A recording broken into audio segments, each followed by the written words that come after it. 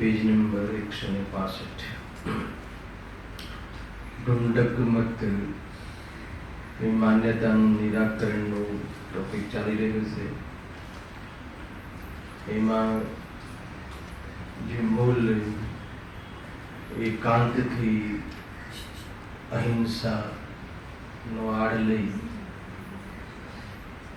અને મૂર્તિ સ્થાપના, મૂર્તિનું પૂજન અને એ પ્રકારની જે ક્રિયાઓ છે એનો નિષેધ કરે છે. પંડિતજી એનું ખંડન બહુ તર્કથી અને આગમથી કર્યું છે. એમાં અંતિમ વાત એ ચાલે છે કે ધર્મના અર્થે હિંસા કરતા મહાપાપ થાય છે. એમાં એમ કહેવું છે લોકોનું કે ધર્મના અર્થે મંદિર બનાવીએ, ચેતાલી બનાવીએ, પ્રતિમા સ્થાપન કરીએ કે પૂજન કરીએ અને એમાં હિંસા થાય છે, એમાં આરંભ થાય છે, તો એમાં મોટું પાપ, મહાપાપ, ઘણું પાપ લાગે છે. અને ઘર બનાવીએ, દુકાન બનાવીએ, તેમાં ઓછું પાપ લાગે છે. પંડિતજી કહે છે કે આ કોઈ સિદ્ધાંત કથન નથી, યુક્તિ સંગત પણ નથી. ઉપરથી એમ છે કે મંદિર આદિ, ચેતાલય આદિ બનાવવામાં, જીર્ણોદ્ધાર આદિ કરવામાં જે હિંસા આદિ પ્રવૃત્તિ થતી બી હોય તો પણ એ પ્રશસ્ત હિંસા છે. આમ પણ એ ભાવ દીપિકામાં એમાં પુણ્યનો બંધ થાય છે. પંડિતજીએ તો અહીંયા ઇન્દ્રોની ભક્તિની વચ્ચે લઈ આવ્યા કે એ જે બાલ તીર્થંકરનો જે અભિષેક કરે છે, એ સિવાય જે નૃત્ય આદિ કરે છે, સમ્યક દ્રષ્ટિ જીવ છે સૌ ધર્મેન્દ્ર આદિ, તો એવું પાપ શું કામ કરે? અગર જો પાપ થતું હોય તો એવું કાર્ય શું કામ કરે? એટલે પાપ તો છે નહીં, પણ એ પુણ્ય ભાવ છે, એમાં વિશુદ્ધ પરિણામ છે. ભગવાન વિતરાગ ધર્મની તત્વની મહિમા છે, એને લઈને આવી પ્રકારની ક્રિયાઓ થતી હોય છે. અને એના પછી પેજ નંબર 165 પર ગઈકાલે જે પેરેગ્રાફ હતો ત્યાંથી આગળ વાંચીએ છીએ. વળી તમને જ પૂછીએ છીએ કે તીર્થંકરની વંદના માટે રાજાઓ આદિ ગયા, સાધુ વંદનાર્થે દૂર દૂર જઈએ છીએ, તથા સિદ્ધાંત એટલે શાસ્ત્ર સ્વાધ્યાય સાંભળવા આદિ કાર્યો અર્થે ગમન આદિ કરીએ છીએ. ટૂંકમાં એ કહે છે કે બીજા ઘણા એવા કાર્યો થતા હોય છે કે એમાં હિંસા આદિ તો થતી હોય છે, ત્યાં માર્ગમાં હિંસા થાય છે, પણ એ સાધર્મીને જમાડીએ છીએ, સાધુનું મરણ થતાં તેનો સંસ્કાર કરીએ છીએ, સાધુ થતા ઉત્સવ કરીએ છીએ. આ બધી વાત આવીને કોઈ બી દીક્ષા લે તો કેટલો મોટો પ્રસંગ તમે કરો છો, અને એ તો બધાને ખબર છે, એમાં કંઈ સમજાવવાની જરૂર નથી. કોઈ વ્યક્તિ દીક્ષા લેતો હોય તો એના માટે જે ઉજવણી કરવામાં આવે છે અને આપણે જોતા રહીએ એવી ઉજવણી કરે છે. એમ લાગે કે આ વિતરાગતાનો પ્રસંગ છે કે રાગનો પ્રસંગ છે એ નક્કી ન કરી શકાય. એવી જાતેના પ્રસંગો સ્થાનકમાં, શ્વેતાંબરોમાં વાજા, ઢોલ, આ તે બેન્ડ વાજા કરતા હોય છે, વિશેષ કરતા હોય છે. આપણે ત્યાં પણ એવી વિકૃતિઓ ઘૂસી ગઈ છે, નથી એમ નહીં. ઘણી બધી પ્રથાઓ ચાલતી હોય છે.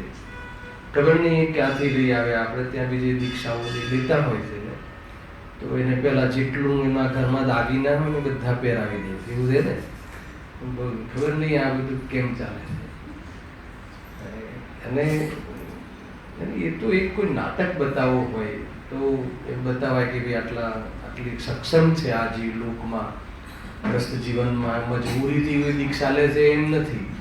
તો એ નાટકમાં બતાવવું હોય ત્યારે એને આવી પોઝિશન હોવા છતાં, અનુકૂળતાઓ હોવા છતાં એમાં એને દુઃખ લાગ્યું છે બતાવવું હોય ત્યારે કરવામાં આવે છે. પણ એ બધું હવે રિયલમાં પણ થવા લાગ્યું. ઘણી બધી બાબતો છે, વિકૃતિઓ આવી ગઈ છે. ટૂંકમાં અહીંયાના વિષય પ્રમાણે એમ કહે છે કે એ બધું કરવામાં તો હિંસા થાય છે ઇત્યાદિ પ્રવૃત્તિ આજે પણ દેખાય છે. 250 વર્ષ પહેલા બી દેખાતી હશે કહેવાનું. આ બધી વિસંગતિ ચાલતી હશે. પંડિતજીએ કેટલું ચિત્રણ તો એવું કર્યું છે કે આપણને અત્યારે બી ચાલે છે. આ બધું આંખે દેખ્યો હાલ જેને કહેવાય એમ છે. શું કહે છે? જો ઇત્યાદિ પ્રવૃત્તિ આજે પણ દેખાય છે. આજે તો ઓર વિશેષ દેખાય છે. આપણે અત્યારે લખીએ તો એમ લખીએ, અત્યારે પંડિત જોયું અત્યારે તો ઓર વિશેષ દેખાય છે. હવે ત્યાં પણ હિંસા તો થાય છે, પણ એ કાર્યો તો ધર્મના અર્થે જ છે. ધાર્મિક કાર્ય માનીને તો એ બધા કાર્યો કરવામાં આવે છે, તો ત્યાં તો હિંસા થાય છે. અન્ય કોઈ પ્રયોજન નથી, લૌકિક પ્રયોજન તો છે નહીં ત્યાં. જો ત્યાં મહાપાપ ઉપજે છે તો પૂર્વે એવા કાર્ય કર્યા એનો નિષેધ કરો. પહેલા તું આનો નિષેધ કર. મતલબ કે તને તારું માન વધે એ બધી કાર્યો તો તું કરવા માગે છે. ખબર નહીં એવી શું વિકૃતિ હશે દિલીપભાઈ કે પ્રતિમાનો નિષેધ ને શું હશે એ બહુ મોટી ચર્ચા છે. અને સ્થાનકવાસી પ્રતિમાનો નિષેધ કરે છે અને શ્વેતાંબર પ્રતિમાને રાગી બનાવી દીધી. કોઈ જગ્યાએ ક્યાંય બધું ઉલટું ચાલે છે ને. લોકો વિતરાગી રહેવાના દીધી પ્રતિમાને, કપડા શણગાર કરી લીધા ને એ બધું કરી લીધું. સરવાળે એ બધું ભૂલ છે, તૂટ છે. ઘણા લોકોને આ ખટકતું હોય, ના સાંભળી શકે કે થોડો ત્યાં પક્ષ હોય એને દીકરી એ ઘરમાં આપી હોય, કાં તો ઘરમાં કોઈ ત્યાંથી આવતી હોય તો અહીંયા કહીએ તો એ વાત થોડી તકલીફો થતી હશે. મને ખ્યાલ નથી, એવું કોઈ કમ્પ્લેન નથી, પણ થતી હોવી જોઈએ એને. પણ આ તો એક સમજવાની વાત છે, આપણા શ્રદ્ધાની વાત છે કે આપણી શ્રદ્ધા મુક્તિના માર્ગ માટે અગર કોઈ વિતરાગતાના દર્શન ના થતા હોય તો ભાવ કેમ બને? આપણા જેવી જ રાગ દ્વેષ વાળા જેવું જીવન બતાવે એવી જ બહારમાં ડ્રેસ વેશ હોય તો આપણને એવા પરિણામ ક્યાંથી આવે કે આ હિતનો માર્ગ બતાવવાવાળા છે કે હિતના માર્ગમાં આપણ છે. તો એ રીતે વિચારવાનું છે. આપણે કોઈને જઈને કંઈ સાબિત કરવાનું કે કોઈને દ્વેષ કરવાનું નથી, એ વાત ધ્યાનમાં રાખે.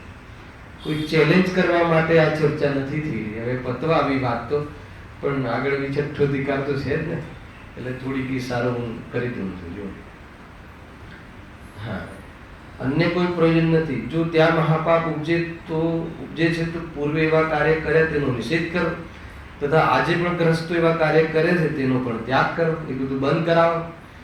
અગર ખાલી તને પ્રતિમા જ સ્થાપના કરવામાં અને ચૈતાલય બનાવવામાં જ હિંસા લાગતી હોય, બાકી બધા કાર્યો લૌકિક કાર્યો તો બહુ ખૂબ કરે, એમાં તો એને એનો હેતુ આપી દો ને એમાં તો ઓછું પાપ લાગે ને. ધર્મના અર્થે કરીએ તો વધારે પાપ લાગે, તો કે તો ભૂલ છે. અરે ઉપરથી અહીંયા તું આ કાર્ય કરે તો ઠીક છે, થોડુંક એકાદ વાર થઈ ગઈ છે, પછી તો લોકો એના નિમિત્તે કાર્ય કરવાના છે ને હિંસા પરનો ધર્મ વિતરાગી થવાના છે. કેટલો મોટો લાભ છે. આગળ વાત થઈ ચૂકી છે કે ગૃહસ્થ જીવનમાં આવા કાર્ય સંભવે છે. ચૈતાલય આદિના નિર્માણનું કાર્ય શ્રાવકને શોભે છે. એને શ્રમણને નથી શોભતું. બે વાત મગજમાં. એને શ્રમણની ક્રિયા નથી. શ્રમણ એટલે મુનિરાજ. એને એ લિંગમાં એ કાર્ય ન શોભે, પરંતુ શ્રાવકને તો શોભે છે. અને શ્રાવક માટે તો કરવાનું કહ્યું છે, નિષેધ નથી કર્યો.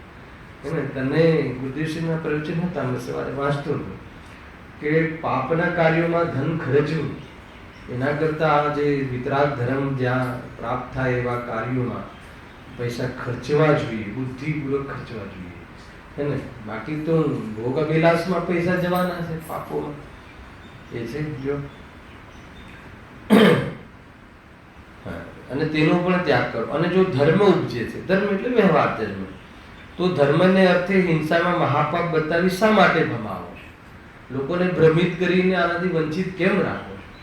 ઘણી વાર આવે, ઘણો ખ્યાલ આવે કે ભાઈ તમે જે પ્રતિમાનો નિષેધ કરીને સમ્યક દર્શનનું જે ઉત્કૃષ્ટ નિમિત્તનો નિષેધ કર્યો છે એનો દોષ તો એના કર્મો તો કેવા બંધાશે એ તો સર્વજ્ઞના જ્ઞાનમાં છે.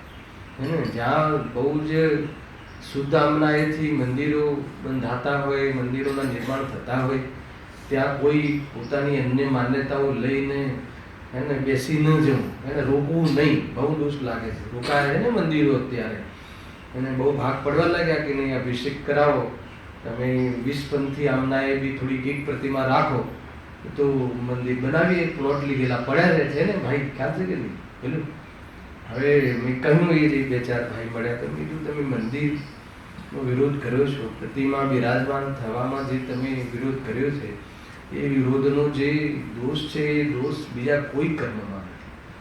ખ્યાલ આવે છે કે નહીં? એવા કાર્યોમાં આડખીલરૂપ ન થયું, એમાં વિરોધ ન કરવો જોઈએ. આ મેસેજ કોઈને અહીંયા છે કે ટચ તો પહોંચી જાય તો સારું, એ અપેક્ષાએ કહ્યું છે. માટે હવે જો પંડિતજીમાં કેટલી અંદરમાં ઉદારતા છે તો પછી શું માનવું જોઈએ એનો પણ એક પેરેગ્રાફ લખ્યો. આ પ્રમાણે માટે આ પ્રમાણે માનવું યુક્ત છે. જો કેવી રીતે માનવું જોઈએ, શું કન્સેપ્ટ લેવો જોઈએ, શું સોચ હોવી જોઈએ, આ બાબતમાં શું વિચારવું, એનો પણ આપણને અહીંયા ઉપાય બતાવી દીધો. જેમ થોડું ધન ઠગાતા શબ્દ લખ્યો એટલે ખર્ચતા, વાપરતા. જો ઘણા ધનનો લાભ થતો હોય તો તે કાર્ય કરવું ભલું છે. આ તો વેપારીને શીખવવાની જરૂર નથી. હે ને કોઈ એમ કે ભાઈ આ પ્રોડક્ટમાં 100% નફો છે, પણ એની ડાય બનાવવામાં 50,000નો ખર્ચો છે, તો 50,000ના ખર્ચામાં 5 લાખ મળતા હોય તો બોલો અર્પિત કરવું જોઈએ કે ના કરવું જોઈએ? આમાં પૂછવાની વાત છે. એ કરવું જોઈએ, ત્યાં કરીએ કે ના કરીએ? ના, કોઈ ખર્ચો અમે નહીં કરીએ, અમને ખાલી બિઝનેસ મળ્યો તો કે એ નહીં થાય. કે થોડું ધન ભલે જાય, ખર્ચાય, પણ સામે ઘણો ધનનો લાભ થતો હોય તો એ કાર્ય કરવું ભલું છે, ઇષ્ટ છે, ઉચિત છે. તેમ જો લખ્યું થોડી હિંસાદિક પાપ થતા પણ એને કોઈ પ્રેરણા નથી. હિંસાદિક સહજ થાય છે, એના વગર સંભવ નથી. આવું જવું આરંભમાં તો હિંસા તો થવાની જ છે. હા, એમાં વિવેક રાખો, વિદ્યા સમિતિ પૂર્વક ચાલો, રાત્રિમાં ન કરવું, રાત્રિમાં કામ ન કરાવવું, હે ને થોડુંક જે કમિટી હોય એમાંથી વારાફરતી હાજરી આપવી, એને માણસોને સાથે વિવેક રાખીને કામ કરાવવાનું, એટલું તો કરી શકાય. ઘરની અંદર આપણે જેમ કે બાઈ કામ કરતી હોય તો આપણે એની જોડે રહીને કરાવો, આપણાથી ન થતું હોય તો ઘણા જીવ રાશિ ફરતી હોય તો એટલો ભાગ આપણે કરી લેવો. એ બધું તો કરી શકીએ કે ના કરી શકીએ એમ એ વિવેક કરવાની વાત છે અહીંયા. પણ બાકી ગ્રસ્ત જીવનમાં ચાહે લૌકિક જીવન હોય કે ચાહે ધાર્મિક જીવન હોય, એ હિંસા વગર અર્થાત તો પાપ વગરનું જીવન અસંભવ છે. ચાહે સમ્યક દૃષ્ટિ હોય, ચાહે ક્ષાયિક સંપત્તિ હોય, ગ્રસ્ત જીવન તો પાપમય જ. ખ્યાલ આવે કે નહીં? એક મુનિ જીવન એવું છે, મુનિ જીવન વગર પાપથી બચવું અસંભવ છે. ખ્યાલ આવે એ રીતે.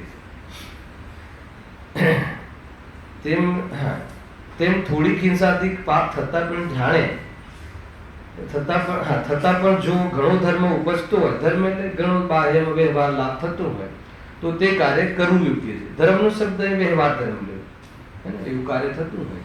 માનો કોઈ કે આ શિબિરો કરવી ને અહીંયાથી છેક દૂર સુધી લઈ જવા ને પછી કેટલું બધું આમ આરંભ થાય તો કે તું લગ્નમાં કેમ નથી વિચાર? ખ્યાલ આવે કે નહીં? તો આ જ કાર્યમાં આવું કેમ વિચારે? આ કાર્યોમાં ભલે વિવેક રાખીને જેટલું બચાતું હોય એટલું બચીને કરવું જોઈએ ને, કેમ કે એના સિવાય બીજો કોઈ ઉપાય નથી ને એમ.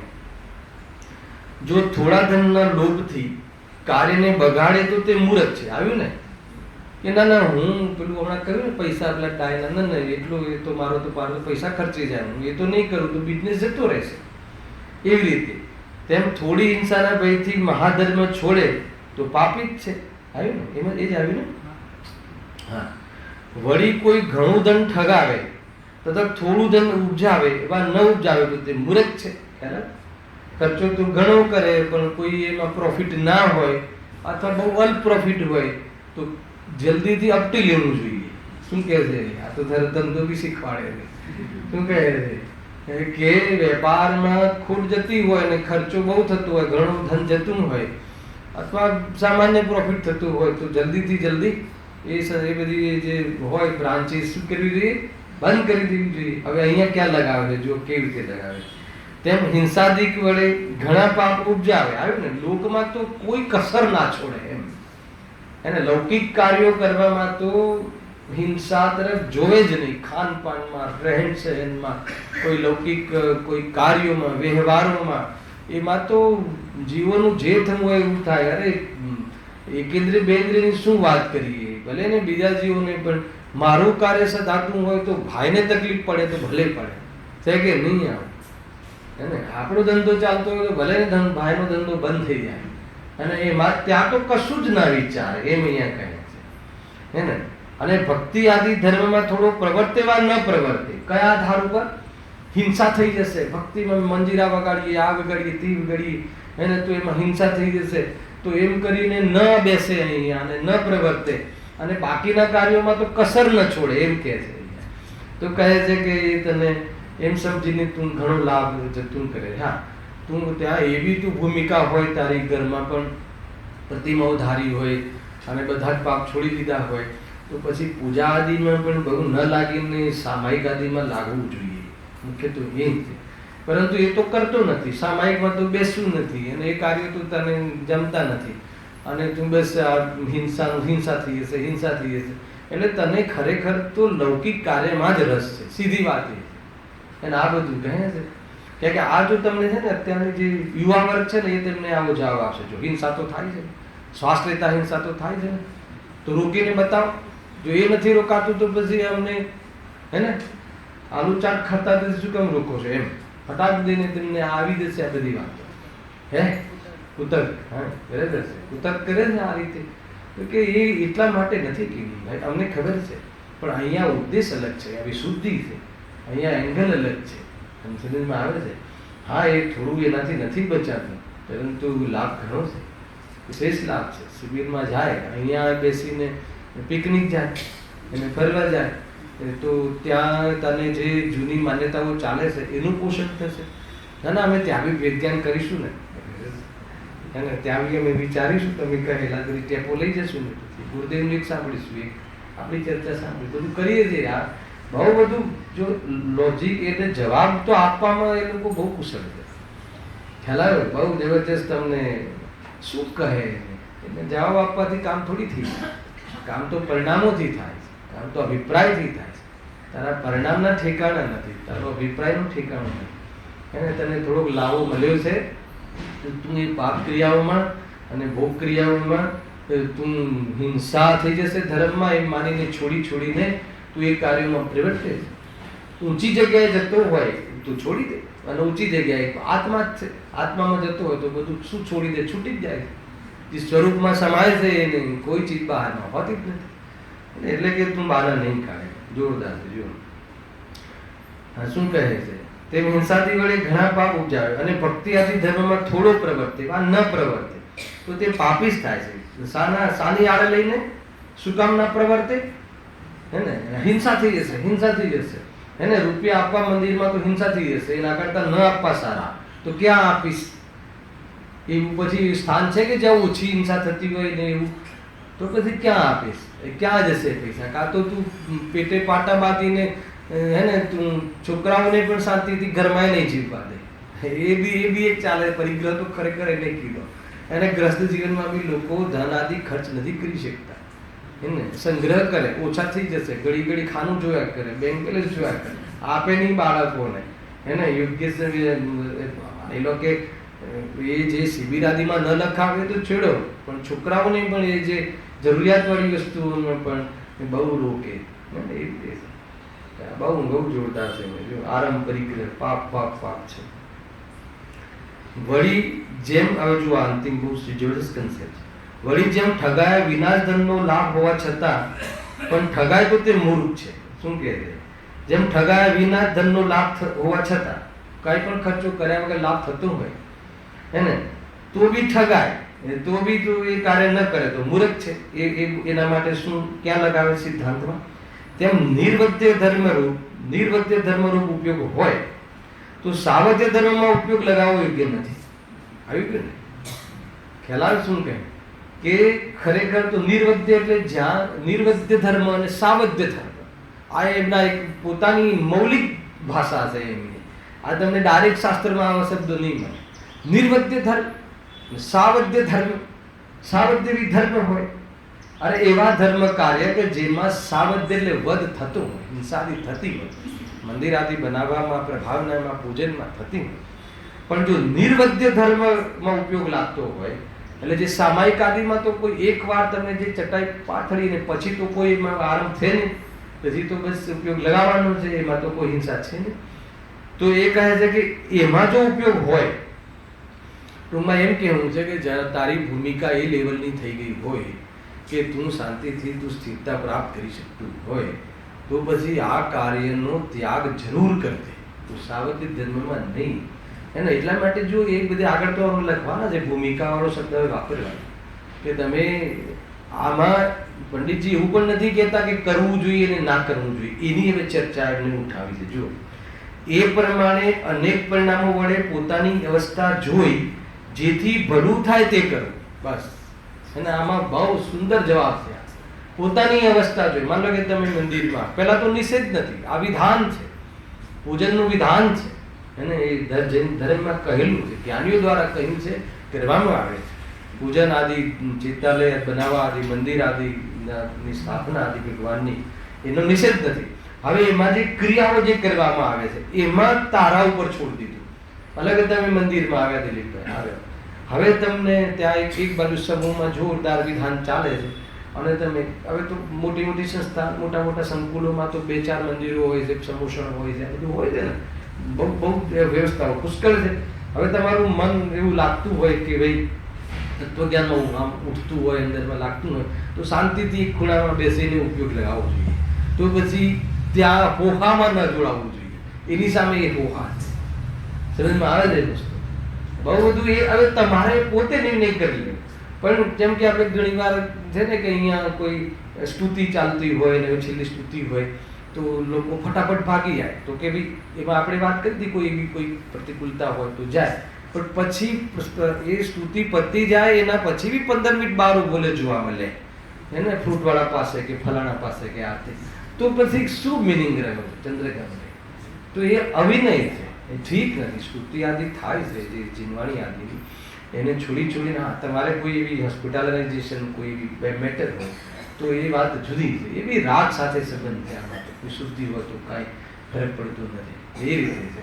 તો એ અહીંયા એ બધું કે એ દરેક જગ્યાએ લગાવવા, તો હું જે ચાલતા પ્રસંગો બી થોડા કહી દઈએ તો જીવને એમાં ઉપયોગ લાગે. બરાબર પ્રકાશભાઈ? તો અહીંયા શું કહે છે કે એ પ્રમાણે અનેક પરિણામો વડે પોતાની અવસ્થા જોઈ જેથી ભલું થાય તે કરવું, જે રીતે ઉપયોગ સ્વરૂપમાં લાગે એવું કરવું જોઈએ. બસ જે રીતે ભાવ ઉપયોગ વિચલિત થતો હોય, હમણાં બહુ કોઈ આપણને કાનમાં કોઈ વાત મૂકી દીધી બહાર, પહેલા તો આ બી ઠીક નથી, નિશ્ચય નથી, હે ને, બહાર આવતા કોઈ જાણીએ ને કે આ વાત અમને કહીને બહુ દુઃખ થશે તો કલાક પછી કહેજો ને, ત્યાં સુધી તો એક મક્કમ થવા દો એને. સ્વાધ્યાયમાં જઈ રહ્યો છે, મંદિરમાં પ્રવેશ કરી રહ્યો છે એને, તો સ્વયં બી ઉપયોગમાં લેવું ને એને પણ જાણ ન કરવી. કેમ કે જ્ઞાન થતાં કંઈ બંધ થાય છે એમ નહીં, પણ એની સાથે રાગ છે ને એને, તો સાથે જોડાઈ જશે. એ રીતે એમ કહીને કે ભાઈ ઠીક છે, તો કલાક પછી જશે ત્યાં સાદડીમાં, શું ફરક પડે? કાંઈ ફરક પડતો નથી. એ રીતે રાખવું જોઈએ, એમ જ છે. આપણે બીજા કાર્યો કરતા હોઈએ તો નથી કહેતા, ખબર આમ ઘરમાં કોઈ જમવાનું બાકી હોય તો કે ના જમી લેવા તો પછી કહીએ. હા તો ત્યાં તો બધું લગાવે ને અહીંયા કે ના આવે છે. આ બહુ ચાલે છે, નાવું પડે આ પડે. છોકરાઓ તો એ ખબર નહીં હોય, ઠીક છે આ તું ચાલ્યા કરો, આ તો જ્યાં ચાલે છે ત્યાંની વાત છે, એમ છે. જુઓ, હા બહુ સરસ વાત કરી છે. એ પ્રમાણે અનેક પરિણામો વડે પોતાની વ્યવસ્થા જોઈ જેથી ભલું થાય તેમ કરવું, પણ એકાંત પક્ષ કાર્યકારી નથી, એકાંત ઠીક નથી. જો હવે એવા શબ્દો લખ્યા છે કે ઘણી વાર આપણને જો અર્થ ખબર ના હોય તો જો શું લખ્યું છે, બીજું અહિંસા જ કેવળ ધર્મનું અંગ નથી. આ વાક્ય બેસે છે હે, એવું લાગે છે ને. તો અહીંયા કઈ અહિંસા લેવી છે ખબર છે? ક્રિયા. અહીંયા ખરેખર જે અહિંસા છે એ તો મનની અંદર રાગ દ્વેષનો અભાવ થવો એ અહિંસા છે, અને મનની અંદર રાગ દ્વેષની ઉત્પત્તિ થવી એ હિંસા છે. ખરેખર પરમાર્થ હિંસા અને પરમાર્થ હિંસા આ છે. પણ તું અંદરની હિંસાના પર તો ધ્યાન ન આપે અને બાહ્ય કોઈ ક્રિયા વિશેષને તું રોકે, ખ્યાલ આવે કે નહીં? તો એ અને તું કહે કે ક્રિયા ન કરવી અને પરિણામ તો તારા બહુ બગડતા હોય છે, તો પરિણામ બગડતા હોય તો અવલંબન લેવું પડશે ભાઈ તારે, ખ્યાલ આવે કે નહીં? તું કહે કે હું ઘરમાં કરી લઈશ, મંદિરમાં ચાલીને જઈશ તો જીવ રાશિ મરશે, એ ઠીક છે. તું ચોમાસામાં મોટી મોટી યાત્રાનો આરંભ નહીં કર, એ બધું નહીં કર બુદ્ધિપૂર્વક, ઠીક છે. પણ જીન ચેતાલયમાં દેવ દર્શન તો જે શ્રાવકનો ખોરાક છે, અનિવાર્ય કાર્ય છે, આવશ્યક કાર્ય છે, એમાં નહીં નીચે જીવી તો જોઈને ચાલજે, હે ને, ધીમે ચાલજે. એ બધું તો થઈ શકે કે ના થઈ શકે. તો અહીંયા એ કહે છે કે ક્રિયાનો નિષેધ કરી નાખ્યો તે, પણ મનની અંદર થતા જે ભાવ છે એના તો ઠેકાણા નથી, એ પર કન્સેપ્ટ છે. એટલે બહારની અહિંસા તો રોકવી થવી 100% અહિંસા થવી એ અસંભવ છે ગ્રસ્ત જીવનમાં. ને બધે ખ્યાલ આવે કે એ રીતે અહીંયા કહે છે. ખરેખર તો હિંસામાં પ્રમાદ મુખ્ય છે એમ કહેવાય છે, બરાબર છે. અને મુનિરાજને પ્રમાદ હોતો નથી, ઈર્ષ્યા સમિતિ પૂર્વક આદિ ચાલે છે, તો જીવની હિંસા બી થઈ જાય તો પણ એને હિંસાનો દોષ લાગતો ખ્યાલ આવે છે કે નહીં? આ તો 10 કામ લઈને આવે, 10 એટલી બધી અંદરમાં માથા પર હૈયા ધારણ કરીને એવું આવે, દોડાદોડી કરે, અને ભલે એકે જીવ ના મરે એનો એવો નિયોગ આવે કે ત્યાં કોઈ હોય જ નહીં, તો પણ કે પૂરેપૂરી હિંસાનો દોષ લાગે. સમજમાં આવે છે આટલી વસ્તુ? ભાઈ એ વાત મુખ્ય છે. જો બહુ સમજવા જેવી વાત છે. જો આગળ બહુ લખ્યું છે, અહિંસા જ કેવળ ધર્મનું અંગ નથી, પણ રાગાદિ ભાવ ઘટવા એ ધર્મનું મુખ્ય અંગ છે. અને રાગાદિ ભાવ ઘટે તો એવો જીવ ક્યાં જોવા મળે? આયતનોમાં, ધર્માયતનોમાં જોવા મળે, બીજે ક્યાં મળે? એને લૌકિક જે બધી વાસનાઓ ઘટે તો સાધર્મી સત્સંગમાં જોવા મળે, આ બાહ્ય માર્ગની ક્રિયાઓમાં જોવા મળે. એ માટે જેથી પરિણામોમાં રાગાદિ ઘટે તે કાર્ય કર. હવે તું જે કાર્ય કરે છે એમાં રાગાદિ ઘટે છે હિંસા કરીને બી, પણ અહીંયા તો રાગાદિ ઘટવાના પૂરા ચાન્સ છે, રાગાદિ ઘટવાના હેતુ છે, આ બધા નિમિત્ત છે. અને તું વિશેષ એના યોગ્યની દિશામાં વિચાર કરે અને રાગાદિ ઘટે અને એમાં સુબુદ્ધિ તૂટે તો તારો મોક્ષ માર્ગનો પ્રારંભ થઈ જશે. એ તને ખબર નથી કે તું ધર્માદયનો નિષેધ કરે છે, ધાર્મિક કાર્યનો નિષેધ કરે છે. એમાં કોઈ દિવસ એને અંતરાય નહીં કરવો, ધાર્મિક કાર્યોમાં કોઈ આડા નહીં કરવું. આ વાત ધ્યાનમાં રાખો. એમાં પણ વિવેક હોવો જોઈએ, એ કરવાવાળાને પણ વિવેક હોવો જોઈએ. નહીં તો પછી આખો દિવસ ભાગ કરે અને ગ્રસ્ત જીવનમાં પણ ધ્યાન ના આપે તો એ બધું આપણામાં તો બહુ બેલેન્સ છે, અને એનો યોગ્ય સમય છે.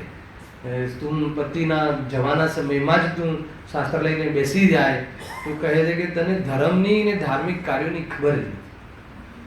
બધું જ લખ્યું છે, એના માટે બી યોગ્ય કાલ છે કે તે ગ્રસ્ત જીવન છે, તને પતિનો રાગ માના, પૈસા માટે તો પતિ જોઈએ છે તો કે ના ચાલે, પછી તારે એનો બી રાગ ઘટવું જોઈએ, તો પછી કોઈ બોલવાનું જ નથી તને, હે ને? તું ઘરમાં રહીને પણ પ્રતિમાનો અંગીકાર કર અને એકદમ ઉદિષ્ટાના ત્યાગ સુધી થઈ જશે. પછી છે ને આરંભ ત્યાગ પ્રતિમાની, પણ એ એક પક્ષમાં એકાંત નહીં કર. એને લોકોને આ વાતની ખબર નથી, અને બસ ચાલ્યા રાખે એકદમ. પછી એક તો સવારે ક્લાસ હોય, પછી 10 વાગે હોય, પાછું 11 વાગે દોડે, પાછું બપોરે દોડે, પછી આજે તો ઘરમાં ક્લેશ થાય, બીજા જીવોને સાથે જે રહો છો ને ક્લેશ થાય, એ પણ ઠીક નથી, હાલા એ પણ યોગ્ય નથી. ઠીક નથી. તમે તમારા જે લૌકિક કાર્યોથી ભાગીને ધર્મ કરવાની વાત નથી. ત્યાગીને ધર્મ કરો તો શાબાશ છે, હે ને? અંદરનો રાગનો ત્યાગ થઈ જાય તો બરાબર છે, પણ બહુ બેલેન્સ છે. અહીંયા કોઈ એવું શીખવાડતા નથી કે સેવા ન કરવી, કે સાસુની કે પતિની કે દીકરાની ભાગી જવું. એને તો ધર્મની કશી ખબર. ભલે કદાચ એ પ્રવચન કરી લે, ભલે કાળસુદ પર્યા જેવી સૂક્ષ્મ વાતો કરી લે, પરંતુ એનો કોઈ વિવેક જ નથી, એને ખબર જ નથી. હાલા ને અહીંયા તને બાહ્ય જે ચરણાનુયોગ લૌકિક વ્યવહારમાં જે ચરણાનુયોગ કહ્યો છે, એ ચરણાનુયોગનું જે તને ભાન નથી, તને ખબર નથી. એક દ્રવ્ય બીજા દ્રવ્યનું કરતો નથી, એની જો તને વિશેષ આશ્રય થઈ ગયો હોય, સ્વરૂપમાં ડૂબી ગયો હોય, તો તને બધા નમસ્તુક કરશે, તને વિરોધ જ કોઈ નહીં કરે. પણ એવું તો કાંઈ છે નહીં. તો કહે છે કે એ રીતે એ ઠીક નથી. આ વાત બરાબર ખ્યાલમાં રાખવા જોઈએ. એના ધાર્મિકના આયોજનો બી કેવી રીતે હોવા જોઈએ કે જેથી કરીને ગુરુદેવ શ્રી 1 મિનિટ ઉપર જવા નતા દેતા, છે કે નહીં? કે જીવોને આકુરતા થાય, જે શુભ ભાવના અનુષ્ઠાન, શુભ અનુષ્ઠાનનો પણ વિવેક હોય, અને એ ખેંચા જઈએ એવું પણ ઠીક નથી. એ યોગ્ય જે 2-5 લોકો પોતપોત બેસતા હોય, પોતપોતાની યોગ્યતા પ્રમાણે નક્કી કરવું જોઈએ. આ બધું નક્કી કરવું જોઈએ, પ્રમાણ કરવું જોઈએ. જોડે એટલા માટે આ બધું લઉં છું કે હવે ખબર નહીં આવા બધા પ્રસંગો આવશે કે નહીં. વળી જો આ બહુ ખતરનાક વાતો આવે છે થોડીક. વળી ગ્રહસ્થોને અણુવ્રતાદિકનું સાધન થયા વિના જ સામાયિક પ્રતિક્રમણ અને પ્રોષધાદિક ક્રિયાઓનું આચરણ મુખ્ય કરાવે છે એ લોકોને ત્યાં. પ્રતિમાદિ તો કાંઈ નહીં, પણ આ બધું કરાવે પછી સામાયિક પ્રતિક્રમણ, પ્રોષધાદિક ક્રિયાઓનું. તમને આમાં કંઈ ખબર પડે છે આ કથનમાં? આ કથનની જો ખબર ના પડે તો જીવ બહુ વિરોધ કરી દેશે. અહીંયા એમ કહે છે કે ગ્રહસ્થોને અણુવ્રત આદિનું સાધન થયા વિના, અણુવ્રત કઈ પ્રતિમામાં હોય છે? બીજી પ્રતિમા, વ્રત પ્રતિમા. પહેલા દર્શન પ્રતિમા, બીજી વ્રત પ્રતિમા, એમ છે ને એ રીતે. ત્રીજી સામાયિક પ્રતિમા, બરાબર છે? જોઈ લીધું. પછી પ્રોષદ પ્રતિમા ચોથી. આ પ્રમાણે 11 પ્રતિમાઓ છે, બરાબર છે? એટલે સામાયિક જે શબ્દ આવ્યો ને કે ભાઈ તું અણુવ્રત તો ગ્રહણ કર્યા નથી ને તું સામાયિક ને વ્રત રૂપથી તું આડંબર પાખંડ કરે, 3 વાર બેસી જાય ઘરની અંદર, આવ્યું ને? ઠીક નથી. જો સામાયિક વ્રત અને સામાયિક પ્રતિમા 3 ચીજો સમજ, અને આ બહુ મોટી વસ્તુ છે. સામાયિક જ્યારે બી આત્માની અનુભૂતિ થશે તો સામાયિકના કાળમાં થશે. એટલે ગ્રસ્ત જીવનમાં પણ સામાયિક કહ્યું છે, પરંતુ સમ્યક દ્રષ્ટિને પણ પૂર્વમાં સામાયિક થયા પછી સમ્યક દર્શન થાય, ને સમ્યક દર્શન થયા પછી બી ડેલી સામાયિક હોતું નથી. એટલે ડેલી સામાયિક કરવાની એની વિશુદ્ધિ જ નથી હોતી. સમજ્યું? તો પછી અણુવ્રતમાં જો જે અણુવ્રત આદિ કહ્યા ને, 12 વ્રત કહ્યા, સાંભળી લો 2 મિનિટ. 5 અણુવ્રત, પછી 3 ગુણ વ્રત અને 4 શિક્ષા વ્રત, બરાબર છે? તો 3 ગુણ વ્રત તો છે ને, અનર્દંડ વ્રત આદિ. પછી 4 શિક્ષા વ્રત છે કે જે મુનિ જીવનની પ્રેક્ટિસ, એ શિક્ષા વ્રત છે. અને અણુવ્રત આદિનો નિભાવ ગુણ વ્રત આદિથી થાય છે. મૂળ તો અહિંસા વ્રત છે, બરાબર છે? અને એ જે શિક્ષા વ્રત કહ્યા ને, એમાં એક સામાયિક વ્રત છે, હે ને? ભોગ ઉપભોગ પરિમાણ વ્રત છે, અતિથિ સંવિભાગ વ્રત છે. આ પ્રકારના વ્રતો છે, બરાબર? તો એમાં જે સામાયિક વ્રત છે, એમાં નિયમથી એ 3 વાર સામાયિકમાં બેસે એવી એની વિશુદ્ધિ હોય છે. પણ એ અભ્યાસ રૂપથી હોય છે, એમાં પણ અતિચાર લાગી શકે.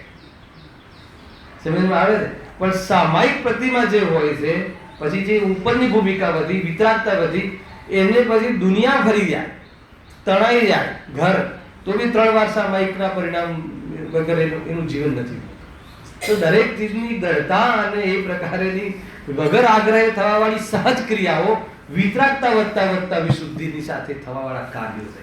પણ એના પહેલા તું ભણી લીધું કે નહીં, હવે તું કર લઈશ, તો કે એ ઠીક નથી, એમ કે. પ્રતિક્રમણ લખ્યું ને, પ્રતિક્રમણ, પ્રોષદ આદિ.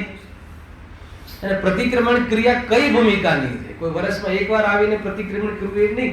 એ તો પ્રતિક્રમણ તો જે પૂર્વમાં જે તમારા દોષ લાગ્યા હોય વ્રતાદિમાં, એ પણ વ્રતાદિ જ ના હોય લખ્યું, તો પછી પ્રતિક્રમણની વાત ક્યાં આવી?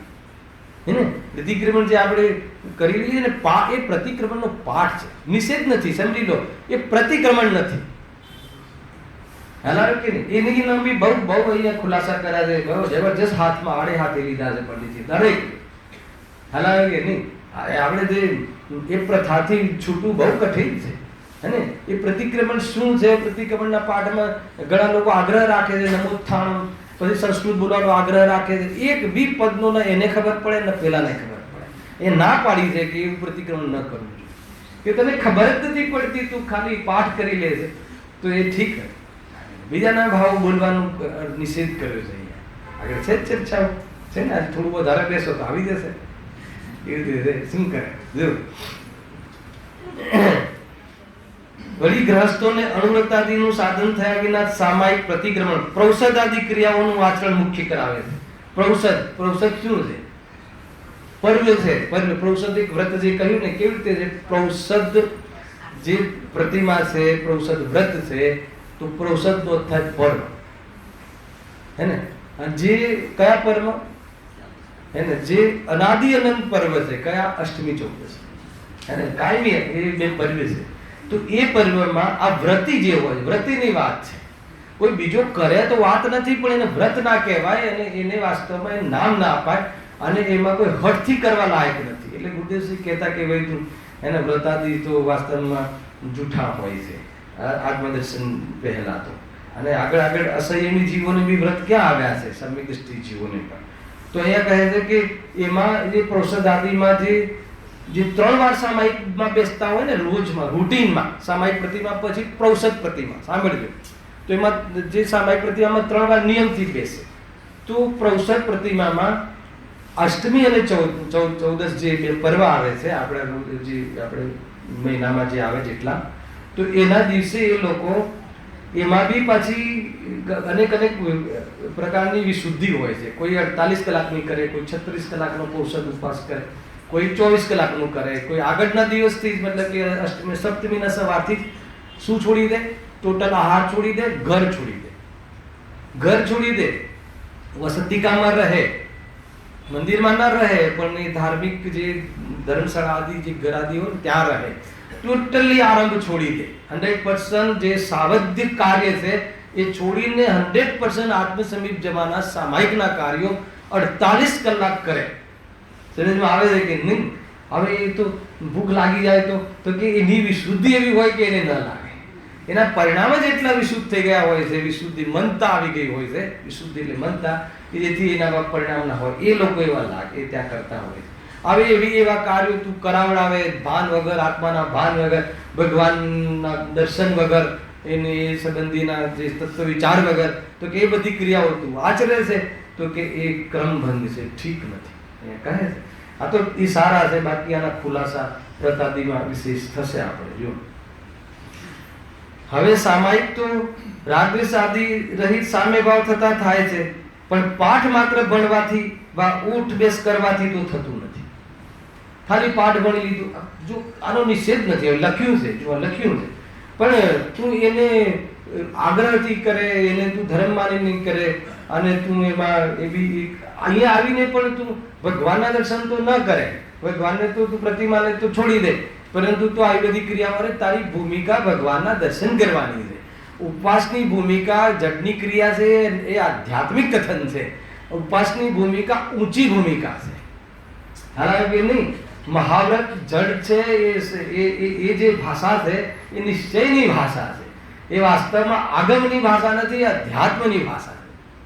સમજ આવે છે આખી વસ્તુ? એ વ્રતાદિની એ ધર્મમાં બહુ ઊંચી પોઝિશન છે.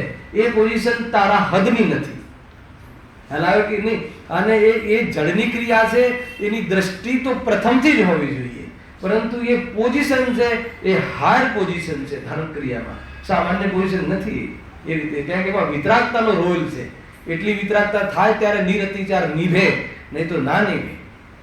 એમાં વિતરાગતાનો મહિમા છે. જો અહીંયા કહે છે, કદાચિત કહેશો કે અન્ય કાર્ય કરત તે કરતા અન્ય કાર્ય કરત એના કરતા તો ભલું છે ને. પ્રતિક્રમણ આદિનો નિષેધ ક્યાં, શું કામ કર્યો છે? નિષેધ નથી. એ ક્રિયામાં નિષેધ એટલે તમે એને જે ઠોકી બેસાડ્યું છે કે તારી ભૂમિકાનું નથી, તું નહીં બેસી શકે.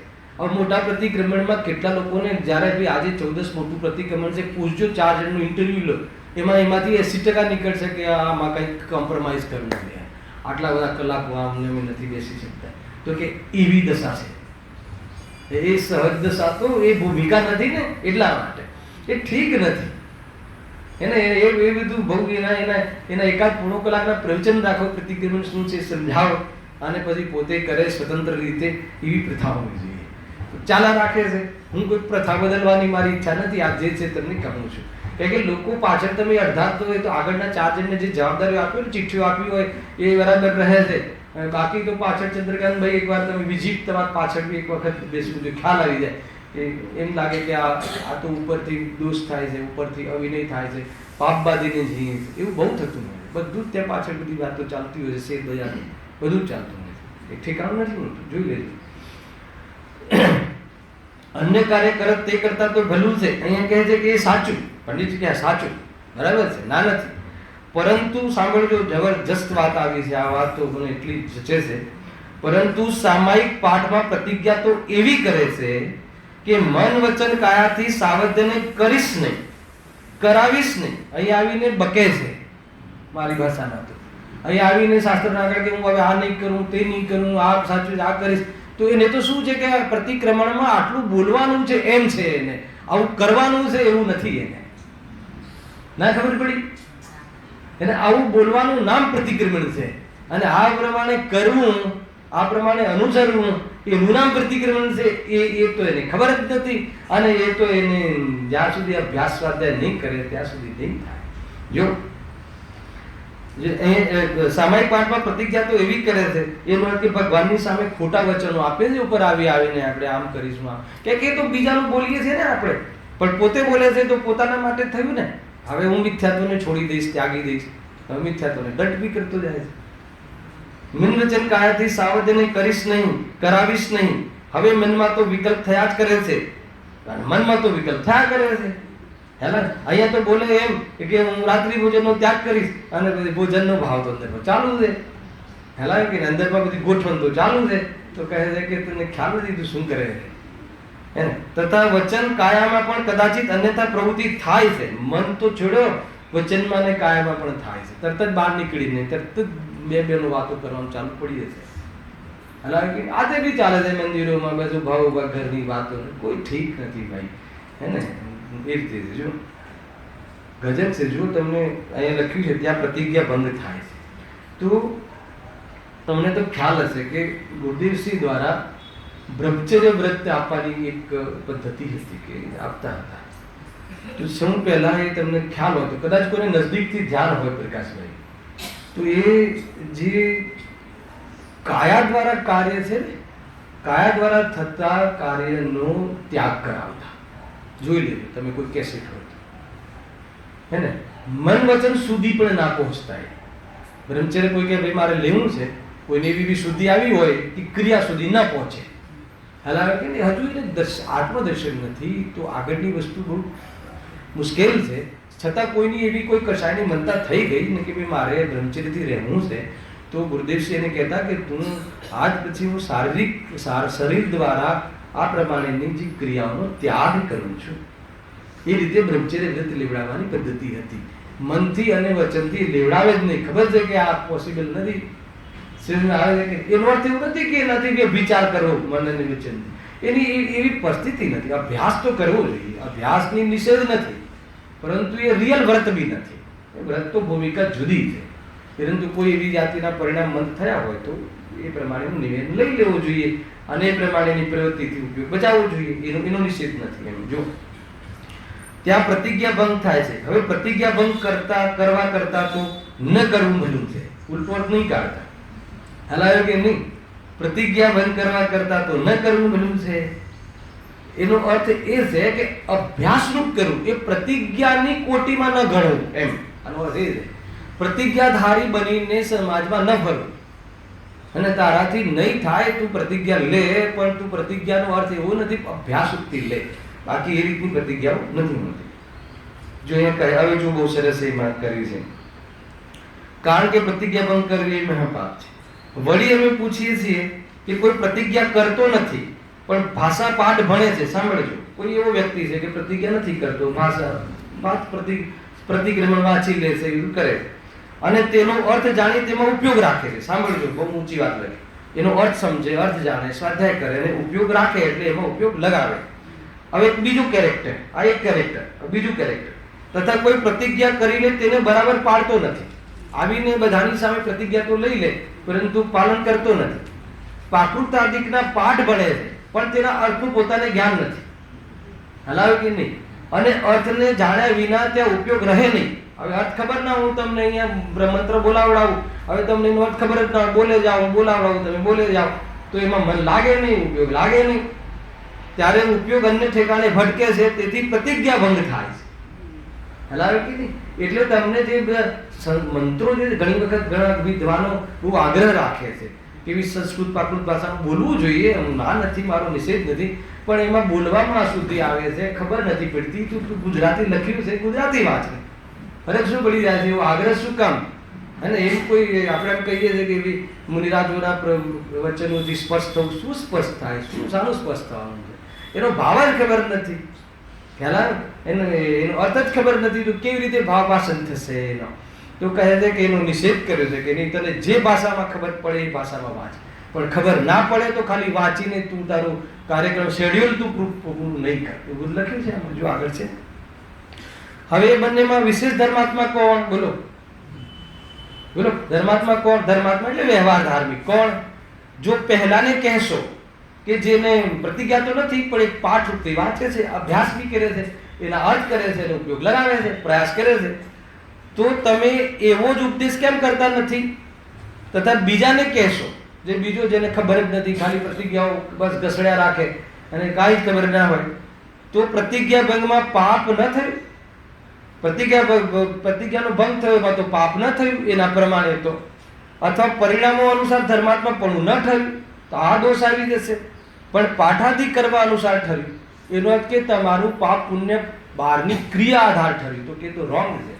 પરિણામો એના ઠીક નથી. કોઈ આવીને ક્રિયાઓ બરાબર પાડે, એકદમ સાત્વિક પાડે, પણ એને કાંઈ જ ખબર ના હોય, અંદરમાં વિશુદ્ધિ ના હોય, તો એનું કોઈ ફળ અહીંયા શાસ્ત્રમાં કહ્યું છે, એનું કોઈ ફળ નથી, ઉપરથી ઉલટું ફળ છે એમ કહે. જો લખ્યું આગળ, માટે પોતાનો ઉપયોગ જેમ નિર્મળ થાય તે કાર્ય કરવું, હે ને? એ રીતે જે મન લાગવું જોઈએ ને, ખાલી બસ સૂત્રો બોલાયા રાખીએ.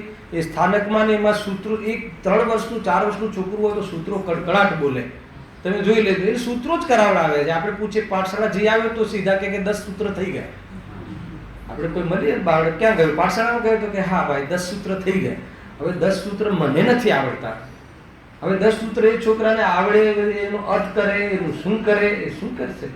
ખાલી બસ એ તો એની મેમરી છે તો એ યાદ કરી લેશે. એ બહુ દોષ લાગે છે. બહુ આપણે ત્યાં બી પેલા તત્વ સૂત્રનો પાઠ કરે, માજીને એક ખબર ના હોય એ સૂત્રનું શું છે, એને કશી જ ખબર ના હોય. એક સૂત્ર લો, રામજીભાઈની ટીકા છે, ઘણી ટીકાઓ છે, ફૂલચંદજી સાહેબની ટીકાઓ છે, એનો અર્થ કરો, એનો મર્મ સમજો, એને ઉપયોગ લગાવો તો મજા આવી જાય. એમ થયું સાધી શકાય તે પ્રતિજ્ઞા કરવી, તથા જેનો અર્થ જાણીએ તે પાઠ ભણવા. ઘણા લોકો એમ કહે ને કે ભાઈ પાઠ કરીએ તો ઉપયોગ તો કમસે કમ ત્યારે ઠીક છે, ટીવી આદિથી તું બચી ગયો, પણ એનાથી બાકી શું લાભ થાય? કોઈ મતલબ નહીં. અર્થ કર. એમ નથી કે ન પાઠ કરવો નહીં, પાઠની સાથે સાથે અર્થ સમજ. જો સાધી શકાય તે પ્રતિજ્ઞા કરવી, તથા જેનો અર્થ જાણીએ તે પાઠ ભણવા. અર્થ ના જાણીએ એના અર્થ કરવા, શીખવા કોઈ વિદ્વાન પાસે. પણ પદ્ધતિ વડે નામ ધરાવવામાં નફો નથી. ખાલી પદ્ધતિ બોલી, એક તત્વસૂત્રનો પાઠ કરવું જોઈએ, વર્ષોથી માએ કરે છે, પિતાએ કરે છે, દાદાએ કરતા હતા, આપણે કરવું, તો કે એવી જાતિની કોઈ પદ્ધતિથી કોઈ ધર્મ કરે, કોઈ પ્રથાઓથી કરે, તો પ્રથાનું નામ ધર્મ નથી. બહુ ચાલે છે આ બધું. જો આગળ લખ્યું, વળી પરિક્રમણ એટલે પ્રતિક્રમણ નામ પૂર્વ દોષ નિરાકરણ કરવાનું છે. બરાબર? પૂર્વ દોષનું નિરાકરણ છે. હવે મિચ્છામી દુક્કડમ એટલું કહેવા માત્રથી તો દુષ્કૃત મિથ્યા થાય નહીં. આવી ગયું ને આ વાત? અને આ બી એક નવો શબ્દ છે, મિચ્છામી દુક્કડમ. ખમાવું છું, ક્ષમાવું છું, ખમું છું, એ બધી ચાલે છે ને વાત. પણ મિચ્છામી દુક્કડમ, મારા દ્વારા કરવામાં આવેલા દુષ્કૃત્ય મિથ્યા થાવ, આનો અર્થ આ થાય છે. બરાબર છે? મિચ્છામી દુક્કડમનો અર્થ સોરી નહીં, બીજાની સોરી નહીં, પોતાને. આપણે એકબીજાને મિચ્છામી દુક્કડમ નહીં, મારા દ્વારા થયેલા મિથ્યા એટલે જે ભૂલો થતી હોય, વ્રતોમાં દોષ લાગ્યા હોય, એ બધા નષ્ટ થાવ, નાશ થાવ, એ માટે પ્રભુ હું તૈયાર છું, એ માટે હું આગળ વિચારું છું. દુષ્કૃત મિથ્યા થાય નહીં, બોલવાથી કાંઈ ના થાય એમ, પણ મિથ્યા થવા યોગ્ય પરિણામ થતા છે. દુષ્કૃત મિથ્યા થાય માટે એકલા પાઠ જ કાર્યકારી નથી. એ ટૂંકમાં આપણે જે ક્રિયાઓની વાત કરી, ક્રિયાઓ કરીએ છીએ ને, પણ અંદરમાં એની સમજણ પડવી જોઈએ. સ્વાધ્યાય મુખ્ય છે, સમજ્યા વગરના પાઠ નકામી છે, કંઠપાઠ નકામી. કોઈ મોઢે કરી લે, મેમરી કરી લે, નિષેધ નથી, પણ એનાથી કોઈ વિશેષ લાભ નથી. અર્થ સમજવા જોઈએ. જો અહીંયા આવે છે જોરદાર વાત. વળી પરિક્રમણ એટલે પ્રતિક્રમણના પાઠમાં તો એવો અર્થ છે કે 12 વ્રતાદિકમાં જે દુષ્કૃત લાગ્યા હોય તે મિથ્યા થાવ. હવે આપણે બોલીએ પાઠ પ્રમાણે, હે પ્રભુ, શું કે 12 વ્રતાદિમાં જે બી મને દોષ લાગ્યો હોય એ બધા મારા દુષ્કૃત મિથ્યા થાવ. પણ વ્રત તો છે નહીં તને, તો પછી ખાલી બોલી લીધું એનો શું અર્થ? એ અહીંયા કહે છે. પણ વ્રત ધાર્યા વિના તેવું પરિક્રમણ કરવું કેમ સંભાવે?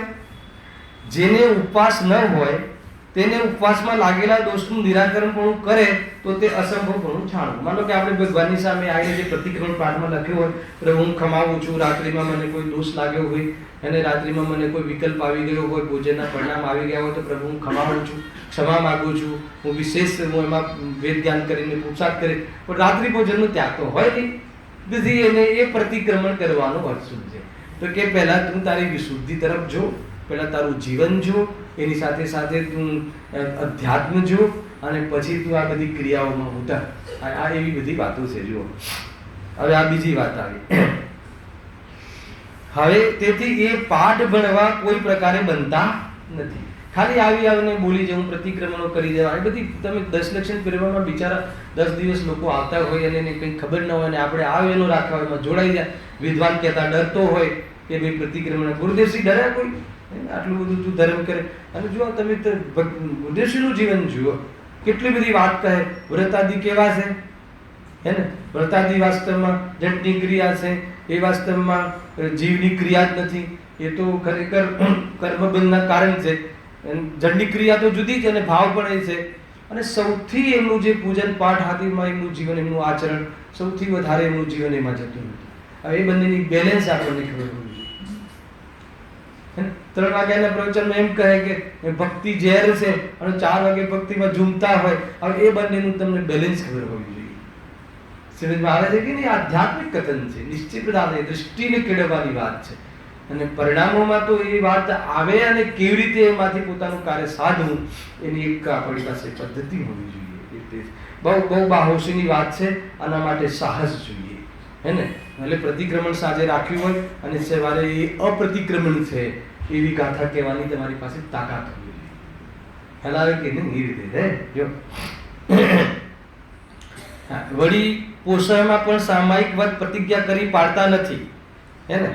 પોષણમાં તો કીધું ને બધું 48 કલાક, 36 કલાક, 24 કલાકની સામાયિકની પ્રવૃત્તિ છે, પણ કોઈ પાડતા જ નથી. બીજી બધી પ્રવૃત્તિ કરે છે. ઉપવાસ તો કરે 24 કલાક, 36 કલાકના, પણ પાપની પ્રવૃત્તિ કરે. લખ્યું છે અહીંયા. તેથી ત્યાં પણ પૂર્વોક્તના દોષ છે. પોષણ નામ તો પર્વનું છે. હવે પર્વના દિવસે પણ કેટલાક વખત પાપ ક્રિયા કરે છે.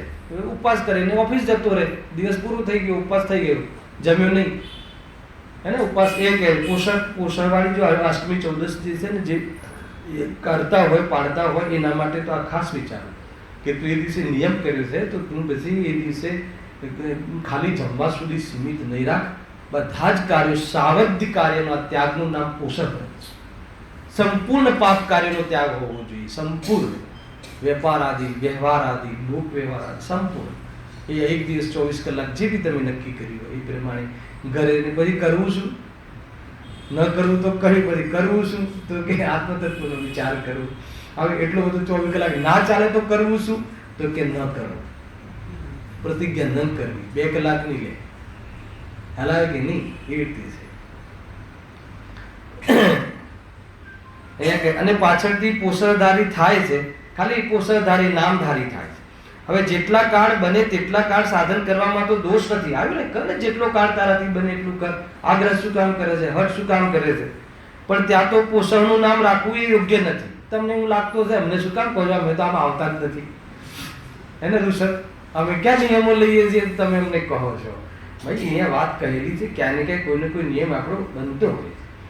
નિયમ ન લેવા એવા અર્થ આમાંથી નથી. કારણ કે સંપૂર્ણ પર્વમાં નિર્વદ્ય રહે તો જ પોષક કહેવાય. આવ્યું ને, નિર્વદ્ય એટલે કોઈ પણ પાપની ક્રિયા ન હોવી જોઈએ. જો થોડા કાળથી પણ પોષક નામ થાય તો ના, એટલે થોડોક કાળ તો થયો ને, કે સામાયિકને પણ પોષક કહો તો સામાયિકમાં પોણો કલાક તો બધા બેસે છે, તો એને પોષક કહો એ વખતે તો નિર્વદ્યપણું છે. થોડુંક મોટું નામ આપો ને, એમ કેવું છે આનું. નહીં તો શાસ્ત્રમાં પ્રમાણ બતાવો કે જગતને પોષણનો આટલો કાળ છે. અમને તો મોટું નામ ધરાવી લોકોને ભમાવા એ પ્રયોજન ભાસે છે. તારે બસ આ વાત મુખ્ય છે કે તારે પોષણ વ્રત છે એમ શું કામ કેવડાવવું છે. નહીં પણ એમાં એમ વ્રત લઈને કલાક તો અમે સ્થાયી રહી શકીએ ને, તો કે કલાક કર ને, કોણ ના પાડે છે? તું વ્રતનું નામ આપ્યા વગર ક્યાં ના છે? પણ તું નામ ધારે, મોટા વ્રતો ધારે જૈન શાસનના, અને પછી તું ઉલટા તું કાર્યો કરે તો કે એમાં બદનામ થાય છે ધર્મ, અને તારા કારણે ધર્મનું સ્વરૂપ બદલાઈ જાય છે ધીરે ધીરે. કારણ કે તારા પર લોકોની શ્રદ્ધા હોય, 100 લોકોને તો તારું અનુસરણ કરે, એટલે 100 માંથી 1000 ને 1000 માંથી સમાજ. બને કે ના બને? તો કે તને ખ્યાલ નથી તું શું કાર્ય કરે છે. જો આગળ 5 મિનિટ લઉં છું, 4 લીટી છે ને આપણે પતાવીએ છીએ. વળી આખડી લેવાનો પાઠ તો કોઈ અન્ય ભણે તથા અંગીકાર કોઈ અન્ય કરે. આખડી એટલે નિયમ, બરાબર છે. હવે જો આખડી આપણે જે ઓલું દીક્ષા કલ્યાણક હોય ને ચંદ્રકાંતભાઈ, ત્યારે જનરલી એના માતા પિતા જે બનતા હોય ને એને બ્રહ્મચર્ય વ્રત લેવડાવતા હોય આજીવન. તો વિદ્વાન અહીંયાથી કહે છે એ પ્રમાણે બોલે છે. એમાં સંસ્કૃતમાં બી પાઠ છે. હવે વિદ્વાન સંસ્કૃત પાઠ બોલી જાય અને એને પછી ભાઈ થઈ ગયું તમારું એમ નહીં, બોલાવડાવે છે ને કે મેં એટલે કે હું ફલાણું નામ, તો નામ બોલે. આજથી પંચપરમેષ્ઠની સમક્ષ આજીવન એ પોતે બોલવું જોઈએ. પણ હવે કોઈ આગ્રહ રાખે કે એને સંસ્કૃતમાં બોલાવડાવો, હવે સંસ્કૃતમાં એને ખબર ના હોય. આવું બહુ વાર થતું હોય છે, અમને પ્રસંગોમાં ખ્યાલ આવે છે. સંસ્કૃતમાં બોલાવડાવો તો એવું લાગે કે પ્રતિજ્ઞા લીધી, કંઈક કર્યું. હવે એને એમાં ખબર ના હોય. જો વળી આખડી લેવાનો પાઠ તો કોઈ અન્ય ભણે, કોઈ બીજો બોલે, તથા અંગીકાર કોઈ અન્ય કરે. હવે પાઠમાં તો મારે ત્યાગ છે એવું વચન છે, માટે જે ત્યાગ કરે તે જ પાઠ ભણે, એમ હોવું જોઈએ. આપણે પ્રતિક્રમણમાં બી પછી નમસ્કાર આવે તો બોલે નમસ્કાર કરે, હવે પોતાની ભાષા બદલે છે, પછી બોલે ને મારા તમારા નમસ્કાર હો, પછી બધાને વધી દે બોલી દે. બધી સિસ્ટમો ચાલે છે ને, બધી એડજસ્ટમેન્ટ એ રીતે છે. માટે જે ત્યાગ કરે છે તે જ પાઠ ભણે એમ જોઈએ. જો પાઠ ન આવડતો હોય, બહુ ઊંચી વાત કરી છે, તો ભાષામાં જ કહે, પોતાની ભાષામાં બોલે. મરાઠીઓ તો મરાઠીમાં બોલે એમ કહે છે. પરંતુ પદ્ધતિ અર્થે જ એવી રીતિ છે. ખ્યાલ આવે કે નહીં? તું પ્રથામાં નહીં જા, પ્રથાનો કોઈ મતલબ નથી. બીજું, પ્રતિજ્ઞા ગ્રહણ કરાવવાની મુખ્યતા છે, પણ તેને યથાવિધિ પાલન કરવામાં શિથિલતા છે. આ બહુ મોટી પ્રતિજ્ઞા તો કરી લે, પણ પાલનમાં બહુ શિથિલતા છે. અને ભાવ નિર્મળ થવાનો કાંઈ વિવેક નથી. આઠ પરિણામ વડે એવા લોભાદિક વડે પણ ઉપાસાદિક કરી ત્યાં ધર્મ માને છે, પણ ફળ તો પરિણામ વડે થાય છે ઇત્યાદિ અનેક કલ્પિત વાતો તેઓ કહે છે, તે જૈન ધર્મમાં સંભવે નહીં. લાસ્ટમાં શું કહે છે સાંભળો હવે. એ પ્રમાણે જૈનમાં શ્વેતાંબર મત છે, તે પણ એટલે અન્ય મતો તો ખરા જ, એટલે અન્ય મતમાં ગયું, તે પણ દેવાદિક, તત્વાદિક અને મોક્ષમાર્ગ આદિકનું અન્યથા નિરૂપણ કરે છે. શ્વેતાંબર મત પણ કહેવાય જૈન, પણ અન્ય મતોની જેમ બધી ચીજોનું અન્યથા નિરૂપણ કરે છે. માટે તે પણ મિથ્યા દર્શન આદિકના પોષક છે, તેથી ત્યાજ્ય છે. શું ત્યાજ્ય છે? આ સંપ્રદાય, આ પંથ, એમની માન્યતા એ આપણા માટે કોઈ પણ રીતે ઉપયોગી નથી. જૈન ધર્મનું સત્ય સ્વરૂપ આગળ કહીશું 9મા અધિકારમાં. જે વડે મોક્ષ માર્ગમાં પ્રવર્તવું યોગ્ય છે તેમાં પ્રવર્તવાથી તમારું કલ્યાણ થશે. પંડિતજી છેલ્લે કહે છે કે આ પ્રમાણે આવી માન્યતા અને આ પક્ષનો મોહ, આગ્રહ છોડવું જોઈએ. પક્ષ વ્યામોહ બહુ ખતરનાક છે, એનો ત્યાગ કરીને સત્ય પક્ષનો અંગીકાર કરવો જોઈએ. આ પ્રમાણે આપણે અહીંયા 5મો અધિકાર સમાપ્ત થયો. કમસે કમ 75-76 જેવા પ્રયોજનાના પર થયા છે. હવે આના પછી 6થો અધિકાર કુદેવ કુગુરુ કુધર્મની ચર્ચા ખૂબ છે. એમાં બહુ સંક્ષિપ્ત છે, નાનો છે અધિકાર, પણ બહુ વિશેષ છે. જ્યાં સુધી એ કુદેવ કુગુરુ કુધર્મની શ્રદ્ધા નહીં છોડે ત્યાં સુધી મોક્ષ માર્ગનો પ્રારંભ નહીં થાય. બહુ ખૂબ અને રોચક એ આપણે અધિકાર છે, એની ચર્ચા આપણે નેક્સ્ટ વિડીયો કરીશું. સહેજાનંદ